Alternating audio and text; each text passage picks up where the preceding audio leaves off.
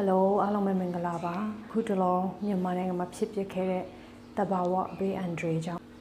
လူတိုင်းလူစိတ်မငြိမ်မသက်ဖြစ်ကြရတယ်ဒီငလင်မှပဲမဟုတ်ဘူးပေါ့နော်တခြားသောတဘာဝဘေးအန္တရာယ်ဖြစ်တဲ့ငလင်ရှိမယ်တောမီလောင်တာတွေမုန်တိုင်းလို့ခေါ်တဲ့ဆိုင်ကလုန်းတွေဆူနာမီတွေရေကြီးခြင်းစတဲ့တဘာဝဘေးအန္တရာယ်ကြောင့်ဖြစ်ပျက်ခဲ့တဲ့အရာတွေကြုံတွေ့ရပြီးတဲ့နောက်ပိုင်းမှာလူတိုင်းလိုစိတ်မငြိမ်မသက်ဖြစ်တတ်ကြရပါတယ်အဲ့လိုတဘာဝဘေးအန္တရာယ်ကိုကိုယ်တိုင်မြေပြင်မှာကြုံတွေ့ခဲ့ရတဲ့သူတွေရှိတယ်လို့ကိုယ်တိုင်မကြုံတွေ့ရပေမဲ့လည်းစိတ်ပိုင်းဆိုင်ရာထိခိုက်မှုအများကြီးကြုံတွေ့ကြရပါတယ်အဲ့လိုမျိုးဖြစ်တဲ့အခါမှာစိတ်တိုင်းရနိုင်တဲ့သူနှစ်မျိုးရှိပါတယ်ပထမကမြေပြင်မှာကိုယ်တိုင်ကြုံတွေ့ခဲ့ရတဲ့သူတွေနဲ့ကိုယ်တိုင်မကြုံတွေ့ရပြီးမဲ့လဲ social media ကနေတဆင့်သတင်းဆိုတွေကြားနေမြင်နေရဖတ်နေရတယ်ဆိုတော့အဲ့ဒီကနေတဆင့်ဖတ်နေရတဲ့သူတွေကလည်းပဲစိတ်တန်ရာကိုထပ်လောင်းရရှိနိုင်ပါတယ်ဒီဗီဒီယိုလေးကချင်း ECCD network page ကနေ counselor နဲ့ trainer တယောက်ဖြစ်တဲ့ဆရာမရိုးဆောင်ပွေပြောပြတဲ့အထက်ကနေပြောမကောင်းထုတ်ပြီးတော့ပြန်လေးမျှဝေပေးတာဖြစ်ပါတယ်တကယ်လို့များအပြည့်အစုံကိုကိုယ်တိုင်နားဆင်ချင်တယ်ဆိုလို့ရှိရင်တော့ချင်း ECCD network မှာပြန်ပြီးတော့ရှာကြည့်လိုက်ပါအခုဒီဗီဒီယိုမှာကျတော့ကိုယ်တိုင်ကောက်နှောက်ပြီးတော့မှအတူချုံလေးနဲ့ပြန်ပြီးတော့ပြောပြရချင်းတာဖြစ်ပါတယ်ဟုတ်တဘာဝဘေးအန္တရာယ်ကြောင့်ဖြစ်ပျက်ခဲ့တဲ့အရာတွေကိုယ်တိုင်မြေပြင်ပေါ်မှာကြုံတွေ့ခဲ့တဲ့သူတွေရှိတယ်လို့ကိုယ်တိုင်မကြုံတွေ့ရပေမဲ့တည်င်းကနေတဆင့်ကြားနေရတယ်သိနေရတယ်မြင်နေရတယ်ဆိုတဲ့အခါကျတော့ကိုယ်တိုင်လည်းစိတ်ဒုက္ခတွေစိတ်ထိခိုက်မှုအများကြီးရှိတယ်အဲအကြောင်းအဲ့လိုမျိုးစိတ်ထိခိုက်တဲ့အရာကနေကိုယ်တိုင်ဒီအခက်အခဲကိုဘယ်လိုကျော်လွှားနိုင်မလဲဆိုတော့နီလန်တွေကိုဒီဗီဒီယိုအနေနဲ့အဓိကမျှဝေပေးချင်တာဖြစ်ပါတယ်။တဘာဝဘေးအန္တရာယ်ကြုံတွေ့ခဲ့ရတဲ့အပေါ်မှာဘယ်သူမှဝမ်းမနေပဲမနေနိုင်ဘူးပေါ့နော်။ကိုယ်တိုင်မြေပြင်ပေါ်မှာကြုံတွေ့ရတဲ့သူတွေအတွက်ဆိုပူတောင်ဆိုသေးတယ်။ကိုယ်တိုင်မကြုံတွေ့ရပါမဲ့လည်းဒီအဖြစ်ဖြစ်ဆိုးရုံsocial media နဲ့တစ်ဆင့်မြင်ရတဲ့ကြားရတဲ့အခါမှာခံစားရတဲ့စိတ်ထိခိုက်ရတာပေါ့နော်တချို့ဆိုတခုခုအတန်ကြားလိုက်တာနဲ့ဟေးငလီမြတ်ထထုတ်နေပြန်ပြီလားဆိုတဲ့စိတ်ခြောက်ချားပြီးတော့လက်လန့်သွားတယ်ပြန်ဖြစ်နေပြန်ပြီလားမသိဘူးဆိုတဲ့ကြောက်စိတ်တွေဖြစ်တယ်ပြီးတော့တချို့သူတွေဆိုဖုန်းထဲမှာပေါ့လင်ကိုသတိပေးနိုင်တဲ့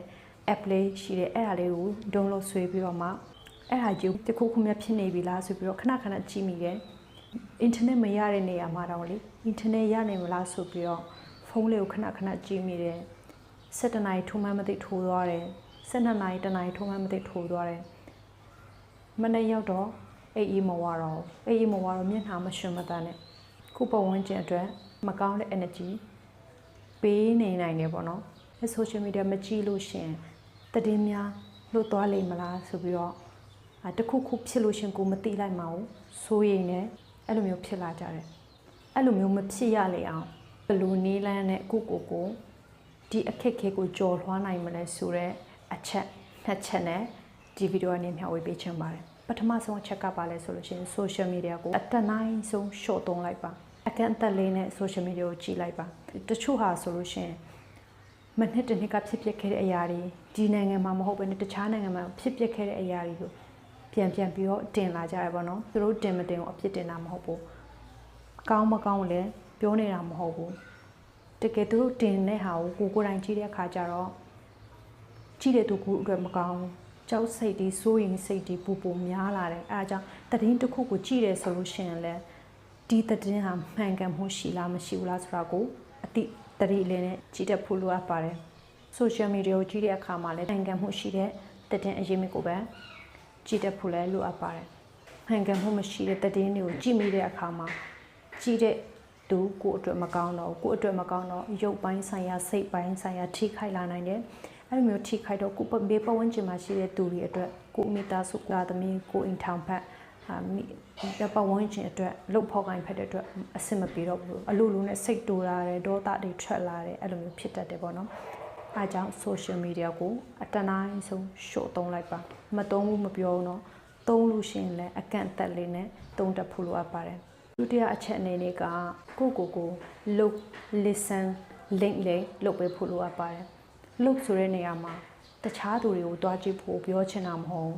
ပထမဦးဆုံးကိုအရင်ကြည့်ရမယ်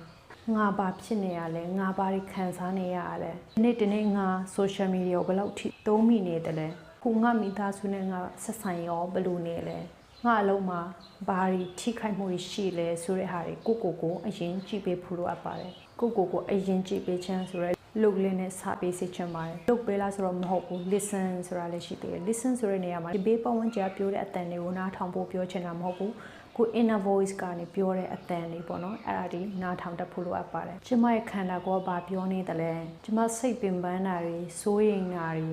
ဒေါသဖြစ်နေတာတွေကိုယ့်ရဲ့ခန္ဓာကိုယ်ကဘယ်လိုပြောနေရလဲဆိုတဲ့ဟာကို listen လုပ်တတ်ဖို့လိုအပ်ပါတယ်ကိုဘာပြောနေတယ်လဲဆိုတဲ့အတွင်းစကားလေးကိုတေးချာနားထောင်တတ်ဖို့လိုအပ်ပါတယ်အဲ့လိုမျိုးကို look လုပ်တယ် listen လုပ်တယ်ပြီးလို့ရှင်အဲ့ဒီ look နဲ့ listen ကို link ချိတ်ဆက်ပေးဖို့လိုအပ်ပါတယ်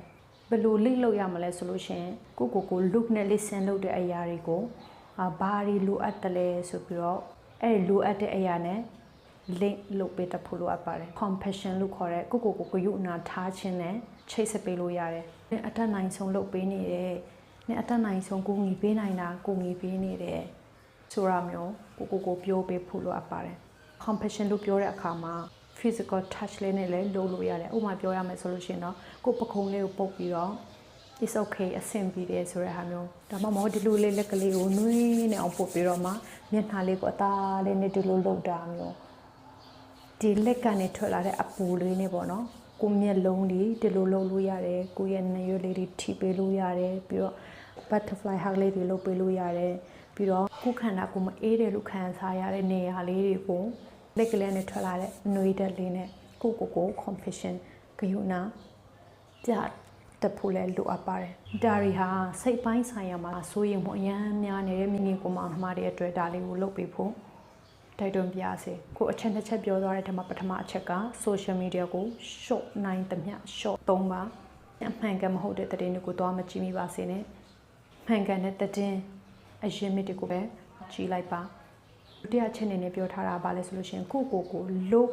listen link လေးလုပ်ပေးဖို့ကိုဒုတိယချက်အနေနဲ့ပြောသွားဖြစ်ပါတယ်နောက်ဆုံးချက်အနေနဲ့ကိုပြောချင်တာပါလဲဆိုလို့ရှိရင်ကိုယ့်ရဲ့ခံစားချက်တွေကိုစိတ်ထဲမှာပဲတိမ်မထားပါနဲ့ဘယ်လိုခံစားချက်မျိုးမဆိုခံစားလို့ရတယ်